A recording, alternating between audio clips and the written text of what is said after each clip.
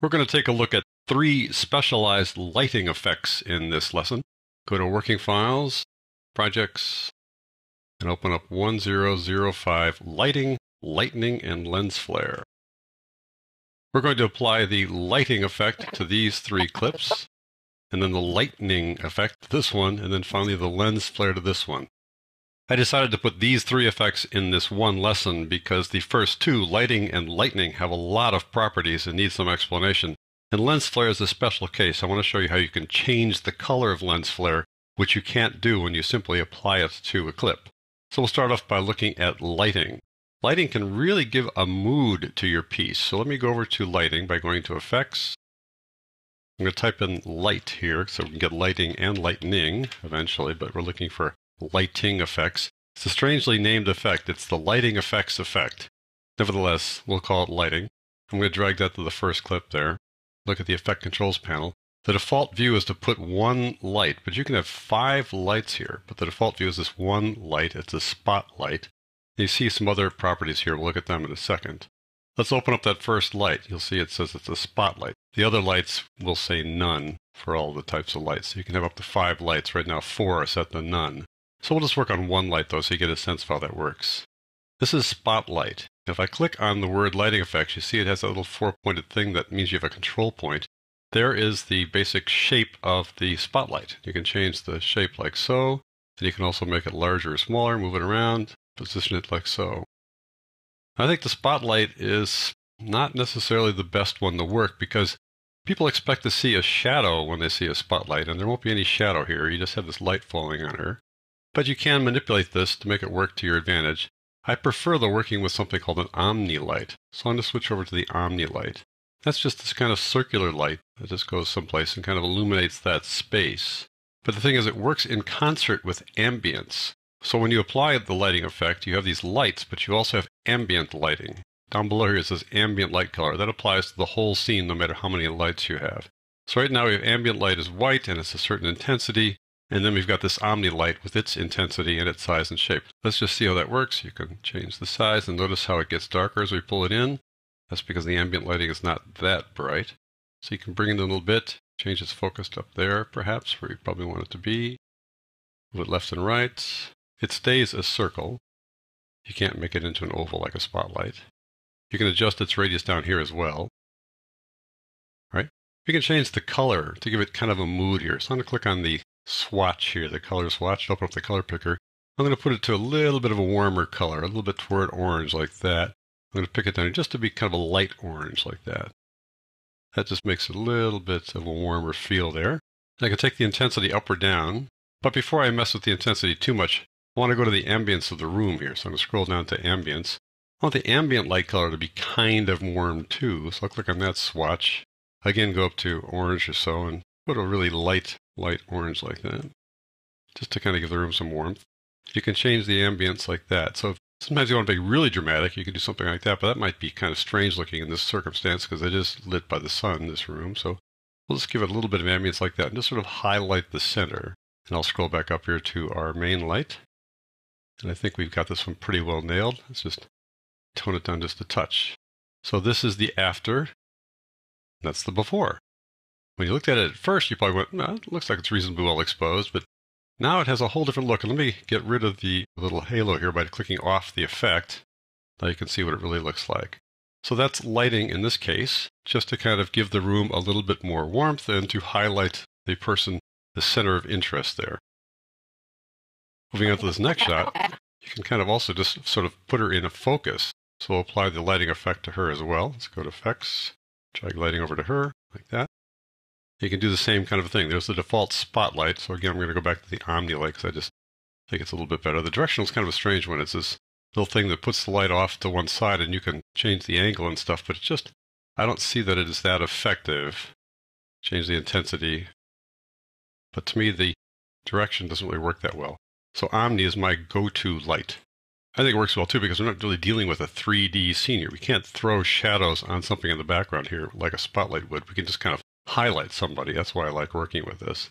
If I just click away now just to show you how that looks, it just gives her a little bit of a highlight. Here's the after and there's the before.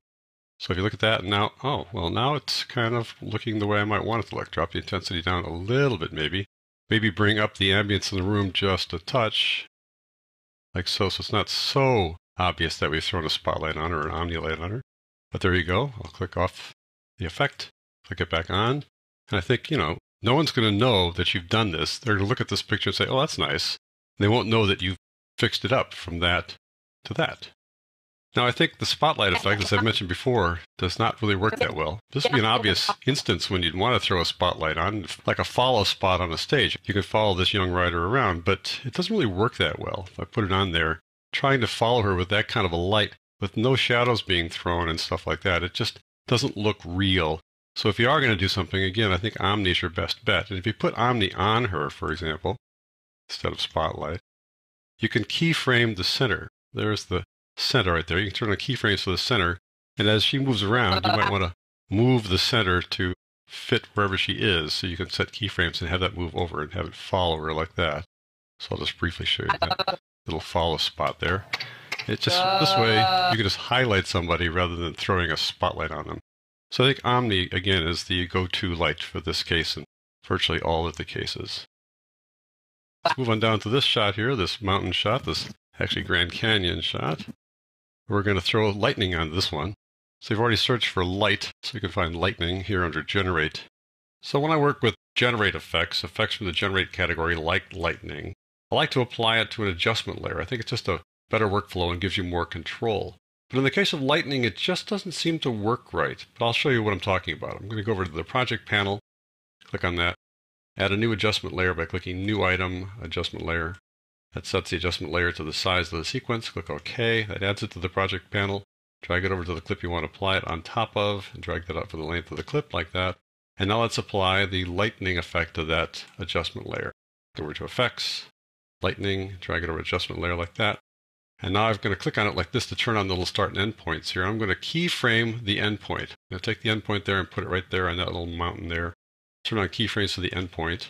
And now I'm going to go in a little ways, like so. And I'm going to pull this guy over to have it follow the motion. But you're going to notice that it doesn't follow the motion. Lightning just sort of stays stuck there. It may be a problem with the way lightning works with adjustment layers. So I'm just going to get rid of that and go to the old-fashioned workflow of applying lightning directly to the clip in question. There we go, right there. And now we'll start the process that I started working on just 2 seconds ago. Click on lightning. We have a start and an end point. Now, which one's the start, which one's the end? You can tell which one's the start and end if you forget just by grabbing one of them and dragging it around. And you can see the numbers change over here. So this is the start point. I want it to start off screen. If you can see how far off screen by clicking this drop-down list and going to something like 10%. And I'll put up there. You might want to have a higher percent on yours because I'm working with a low resolution here. Like so. I'll go back to fit here. Now I want to take this little guy and put it on that peak. Now I'm already in the clip a little ways, but that's okay. We can set a keyframe here and work backwards from here. So I'm going to drag that to the peak there. And now I've set the endpoint, but I want to keyframe that, so I turn on keyframes for the endpoint. Not worried about keyframing the start point. I want it to stay right there centered on the top of the screen, coming from some unseen cloud there. Now we're going to go back to the beginning of the clip by pressing the up arrow, not the beginning. Now I want to move this little guy to that little peak there. Now you see that the lightning is moving with the control point. It didn't move with the control point in the adjustment layer. There we go. So now if I play this, the lightning will stay attached to that more or less. Since we just put 2 keyframes here, we might want to put one in the center while we're at it. So I'm going to go over here a little bit to where it gets really off kilter there and drag that one over too. So we're adding another keyframe right there. So now it'll probably stay closer to that little peak.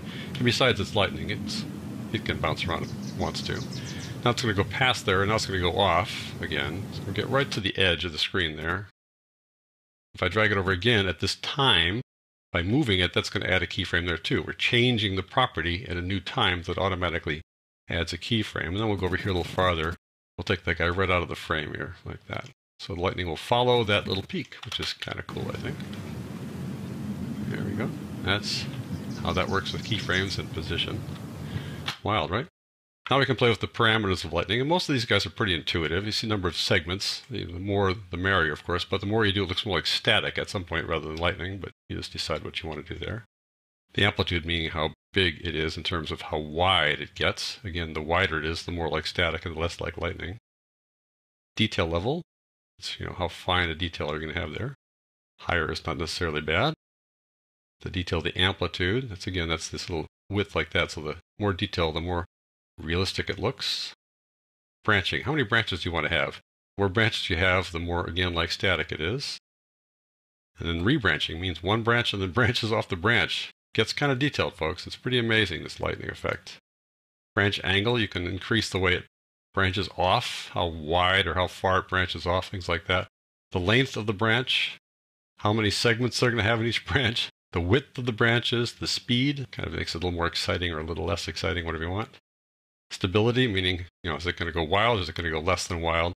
The fixed endpoint is kind of important. If you keep that checked, that's going to keep that thing right there on that keyframe.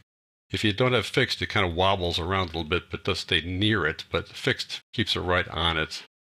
The width of the entire thing, like that. You might want to do that or not.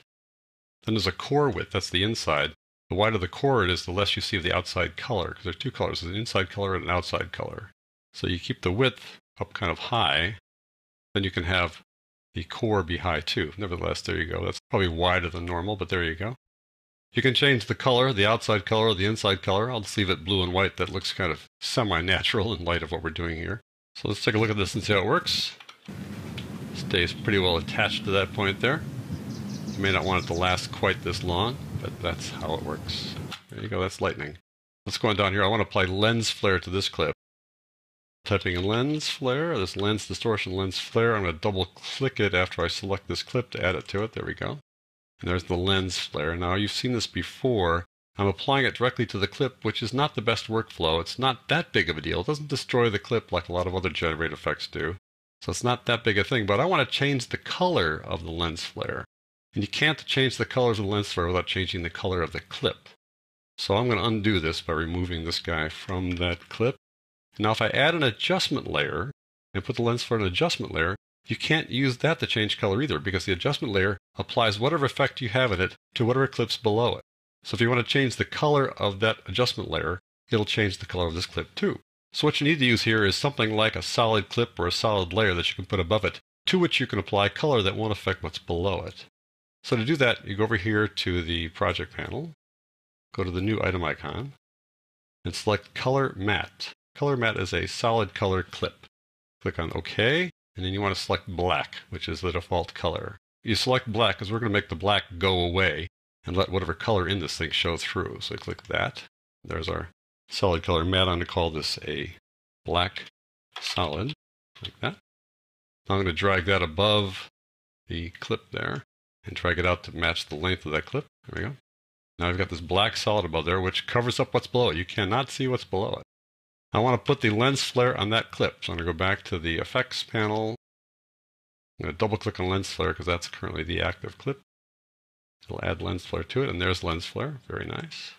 But you can't see the clip below it. How do you see the clip below it? Well, you go up here to opacity, put under the blend mode, and choose screen. You could also choose lighten, but it's not quite as nice as screen. Linear dodge, similar, but maybe overdoes it a bit.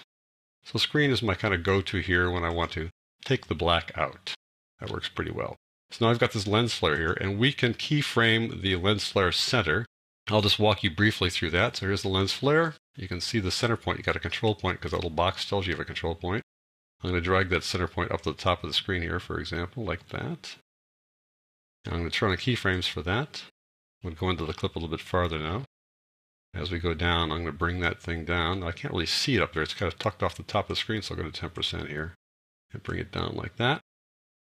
We'll bring it, let's say, all the way through the scene here by the time we're done. Something like that. Now we've animated that little lens flare. It may not be perfect, but it's just an example here. Let's just watch that briefly. Yeah, you could probably speed that up or something like that, but there you go. There's the lens flare going through the scene, and it's on the black solid. We can see it on the black solid because we use the screen blending mode. Now, what about color? I want to add color to this. I want to change the color of the lens flare, which I can't do if I put it on adjustment layer or on the original clip. So let's go and try to find a color effect here. I'm going to undo this and look at the video effects color correction. And you wouldn't know it, but down here there's a thing that lets you put color on there called Color Balance HLS. hue, luminance, and saturation. Double click that. And down here, there's a little controller here for hue. And hue is what you want to change. Let me put this thing in the middle so you can see it better. There it is. I just rotate this guy. You can see how you can change the hue of that lens flare. So if you want to have a colored lens flare, and wouldn't it be cool to have a color besides the default color? You can come over here, put it on a solid, turn the solid blending mode to screen, and apply the color balance HLS effect, which has a hue wheel here. Apply to change the hue, and you can animate this hue. You can keyframe the hue over time. So that's a look at 3 fun effects: lighting, lightning, and lens flare.